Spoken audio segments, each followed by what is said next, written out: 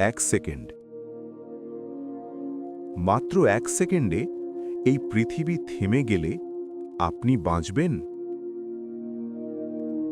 এই মুহূর্তে পৃথিবী প্রতি ঘন্টায় প্রায় ১৬৭০ কিলোমিটার বেগে ঘুরছে। এখন কল্পনা করুন, হঠাৎ করে সব থেমে গেল। আমরা, বাড়িঘর, গাড়ি, সমুদ্র সবকিছু ছিটকে যাবে আকাশে। বাতাস রূপ নেবে ভয়ঙ্কর সুপার ঝড়ে।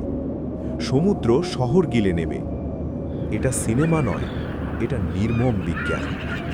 সবচেয়ে ভয়ঙ্কর বিষয় জানেন, আপনি বুঝতেও পারবেন না কেন আপনি মারা যাচ্ছেন। বিজ্ঞান কি আমাদের রক্ষা করতে পারত, নাকি প্রকৃতি সব সময়ই জেতে? কমেন্টে লিখুন, আপনি কি মনে করেন?